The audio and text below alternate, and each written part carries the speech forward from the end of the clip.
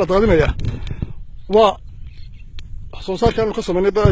xeebaha deegaanka Laasqoray sababta keentay in maanta halka lagu daadiyo loo qubaana sababay kastamka Soomaaliland kalluunka halka ka soo saaray oo si sharci ka soo saaray oo shirkadayadu ay sharciyadeedo lama dhameystirantay ayaa markaanu ka soo saaray aanu soo iibgeynay la qabsaday oo wasaaradda maaliyadda qabsatay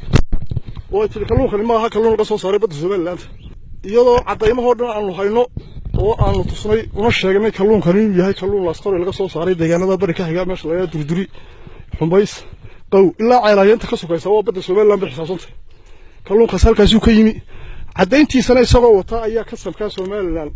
waliba madaxa kastamada Soomaaliland caqabad ku noqday shaqada iyada maanta bilownay iyo caqabada ninkaasi halka madaxda kastamadu ay aanu la koosnay kalluunka waa la xariistay gaariga iyo gaari kale ahaa labada gaari marka halka ka muuqda gaari kale kastamka gaari ku jiray 10 cisho hargeysa markuu soo gaaray customer-kan ku iibin jiro diyaar oo ah inay iibsadaan ay u yimaadeen way iska diideen waxay dhahan kalluunkaasi waa kalluun xumaaday wuu geli waayay sida la ajrigeed waa maanta aan halkaan asaab ku gubayno warbaahinta horteeda daan ku rogaynay halkaan ka soo fogeynay dadkii aan halkaan ku gubayno khasaaraheedana kastamkii qabsaday muddo inta la ku haystay meesha ayaa de sababteeda leh madaxda wasaaradana waan u sheegnay iyagaanu ka warsugaynaa anagu waxaan filaynaa shaqada markaanu bilownay in la dhiiri geliyo kalluunka madaxii kastamadu inuu nagu yiri Laasqoray de Soomaaliland ma ku bay ku taalaa Soomaaliland ma aha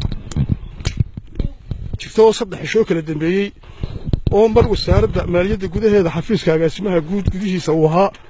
ayuu ninka agaasimaha kastamada ee wasaaradda maaliyadda ka yidhi ma ku bay Laasqoray noogu taalaa Soomaaliland ma aha kelmadaas oo aanu aad ula yaabnay runtii madaxdii meesha joogtana ay raali gelin ka bixiso ay tiri kelmadda ninkaas ku hadlay waa kelmad khalad ah Laasqorayna waa Soomaaliland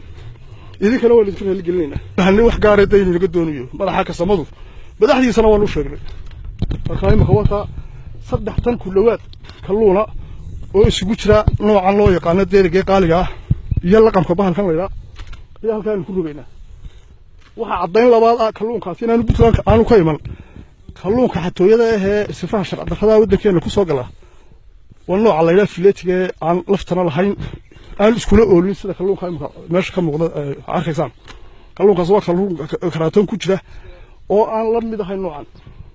kalluunkan hool baa la yiraahdaa waa isagoo dhammaystiran waa deeriga waa noocan ugu qaalisan dadku ugu jecel yihiin